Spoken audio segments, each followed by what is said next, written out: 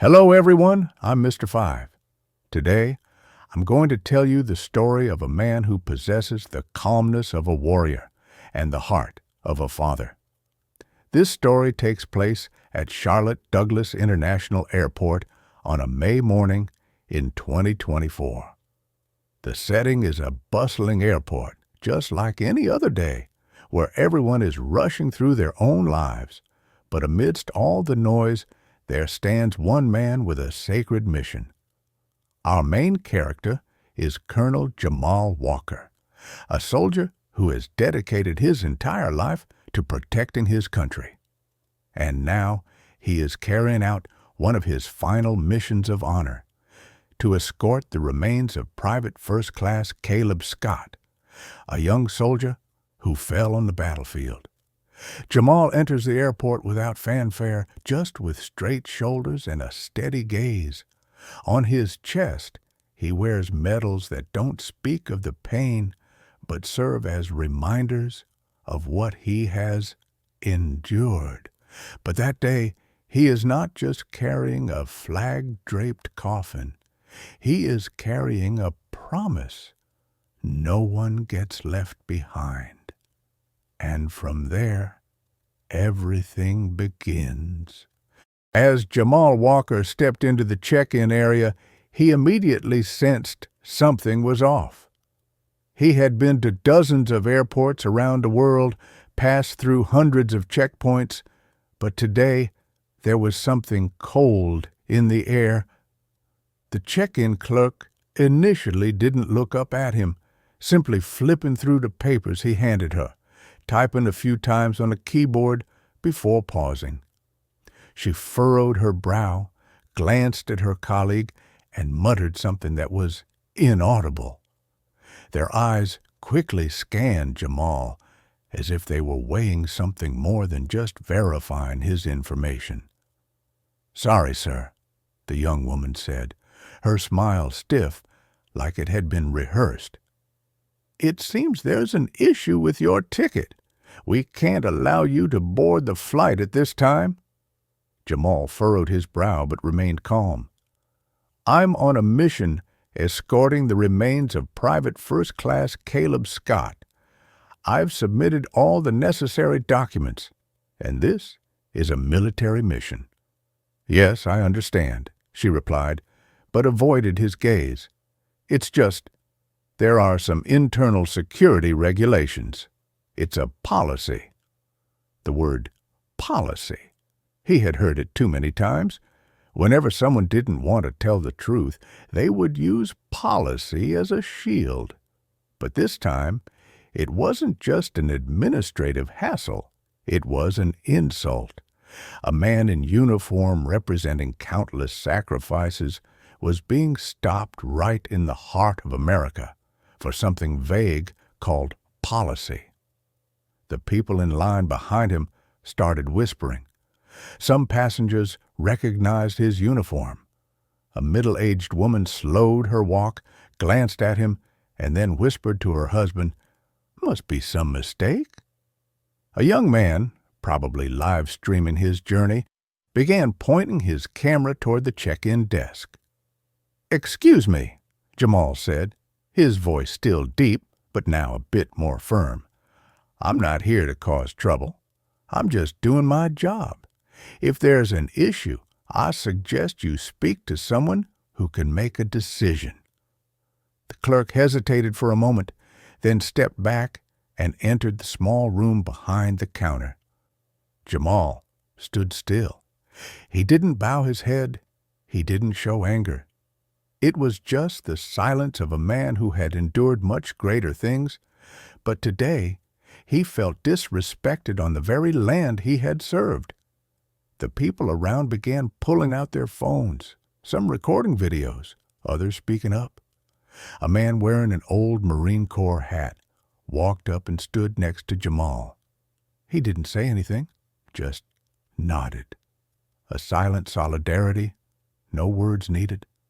No one knew that this seemingly small moment would be the starting point of a much larger wave of change. And Jamal Walker The quiet soldier was becoming the center of a story that the entire country would soon have to hear. A few minutes after the clerk entered the back room, the atmosphere at the check-in desk grew increasingly tense. Jamal remained standing there, his posture straight, his gaze steady, like the many times he had stood in front of troops. But this time, he wasn't standing before soldiers. He was facing a system that was silently testing him, testing both his dignity and his patience. The airport manager stepped out, accompanied by a man wearing a senior staff badge, his tired expression struggling to maintain a diplomatic smile. "Hello, Mr. Walker," he began, his voice attempting to sound gentle. "I'm Michael, the supervisor for this area. First, I'd like to apologize for the inconvenience. There are a few internal policies we are required to follow." Policies. Again. Jamal nodded slowly, but his gaze was no longer patient. "I'm bringing a soldier home, not on vacation, not on business. This is a promise from the military to one who has fallen, and today you're delaying that without providing a clear reason." Michael fumbled. "Yes, I understand, but we can't verify some of the information in the system, and we haven't received clearance from higher authorities." "You're saying that a man in uniform with proper orders escorting a flag-draped coffin isn't enough for you?" Jamal asked, his voice deepening, but there was a weight to it that couldn't be ignored. Behind him, the crowd began to murmur. A young woman raised her phone, starting a live stream. A boy bit his lip, looking at him as though witnessing something incomprehensible. Why was a hero being treated like an outcast? A voice rose from the waiting seats. "Is this how America treats the people who protect it?" It was the voice of the elderly Marine Corps veteran who had been standing beside Jamal. Michael looked around, seeing phones recording every expression, every word, every silence filled with anger. He swallowed hard. "I'll call higher-ups," he said quickly, then turned and walked away as though fleeing. Jamal didn't say anything more. He turned to face the crowd, his gaze not one of seeking help, but one that seemed to speak for all the others who had been denied, who had been doubted, who had been looked down upon because of their skin color, their uniform, or because they dared to step up and demand respect. A wave was rising, and Jamal, the old soldier with a heart of steel, was now standing in the eye of the storm, not for his own honor, but for Caleb Scott, the young soldier who had fallen, and for every other soldier who still had yet to be treated as they truly deserved. As soon as Michael disappeared into the back, an uncomfortable silence fell over the check-in counter. But that silence lasted only a few seconds before it was shattered by murmurs. The people were no longer passengers waiting for a flight. They had become witnesses. Phones were now pointed directly at Jamal, and hashtags started appearing and spreading at a rapid pace. "Let him fly," "La Connor," "Our soldiers," "La respect," Jamal Walker. Jamal stood still, his shoulders still straight, his gaze distant through the airport glass, where the plane was parked near the flag-draped coffin of Caleb Scott. He didn't know that, on social media, his image was spreading like wildfire. An old soldier, graying hair, standing tall in a crowd, being denied a basic right to fulfill the final duty to a fallen young soldier. Not long after, the door behind the counter opened, but this time it wasn't just Michael. It was another man in a navy blue suit, his face tense, his ID badge reading Daniel Brooks, Regional Director. Daniel walked up, trying to maintain composure but clearly uncomfortable seeing so many phones pointed at him. "Mr. Walker," he began, his voice clearer, "I sincerely apologize for the incident earlier. It seems there was a misunderstanding in the special passenger control system. We are resolving the situation and will have you on the earliest flight, with first-class seating and maximum support." Jamal didn't nod, nor did he smile. He looked directly into the man's eyes. "If it weren't for this crowd, if it weren't for those phones, would I be allowed to fly?" he asked slowly. Daniel hesitated, unable to answer, and in that silence, everyone understood the answer. A middle-aged woman standing nearby began to cry. A young boy, around 10 years old, whispered, "Mom, is he really a hero?" And the mother nodded. Jamal continued, his voice deep but resonating, "I don't need first class. I don't need scripted apologies. I just need the promise to be kept. No one gets left behind." At that moment, from the main gate of the terminal, a group of soldiers in uniform appeared. Leading them was a tall man, strong demeanor, confident strides. He approached Jamal, saluted him with military formality. "Colonel Jamal Walker?" he asked. Jamal nodded. "I'm Gregory Vance, Colonel commanding the Eastern Region Forces. You don't have to wait any longer. A military flight has been arranged. We'll take you and Private First Class Caleb Scott home." The crowd fell silent. Then suddenly a round of applause erupted, not from the airport staff, but from the people standing around Jamal. No one knew him, but at that moment they all understood. They were witnessing a man keeping his vow in a world that often forgets loyalty and sacrifice. Gregory Vance gestured to the soldiers behind him.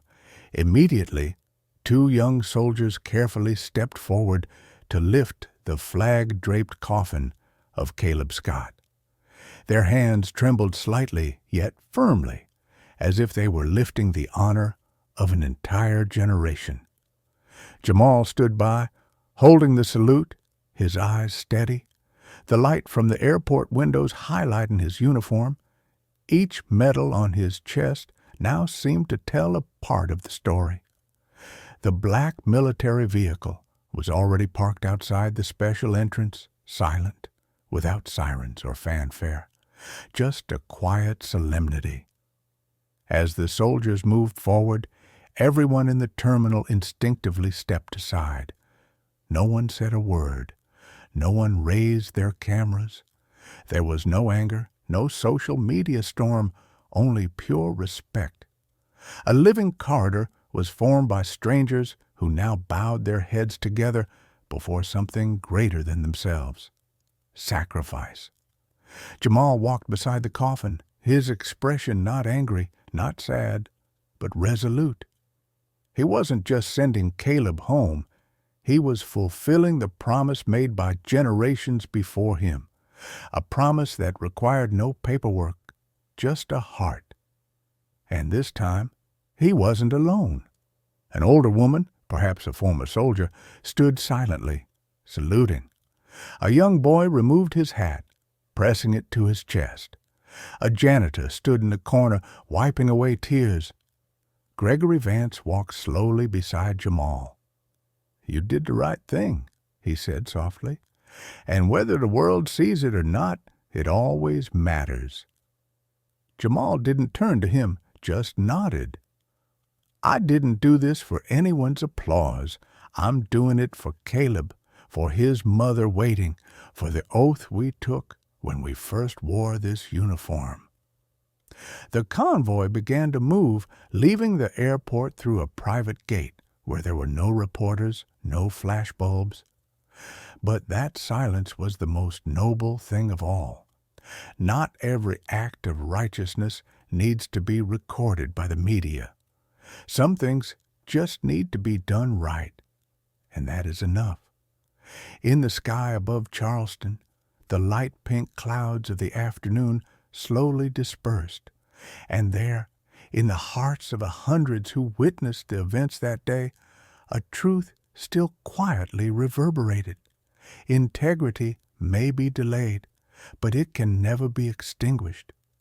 That afternoon, after the convoy had disappeared from view, Jamal Walker stood alone outside the military base, where he had just handed Caleb Scott's remains over to his family. Caleb's mother embraced him before leaving, not saying much, just choked up with emotion. "Thank you for not leaving my son behind." Those words, though soft as the wind, etched deeper into Jamal's heart than any medal he had ever received. That evening, when Jamal returned home, he sat silently in the living room, still holding the folded piece of paper, his orders and the death escort confirmation. On the table was a laptop open to a news website where he had been tagged, "Colonel denied flight while honoring the fallen." The article had spread far beyond a single incident, becoming a symbol, a reminder that treating a person in uniform unjustly is an offense to all who have sacrificed. In the days that followed, Jamal received hundreds of letters from veterans, students, military families. There was a handwritten letter from a 12-year-old boy. "I want to grow up and be as brave as you." He received a call from the government office, a public apology from the airline, and promises to change policies regarding military escorts. But for Jamal, what mattered most wasn't the apologies. It was the awakening. He knew that this journey didn't end at the airport or beside Caleb's coffin. It had only just begun. The journey to remind America of what truly defines the dignity of a person.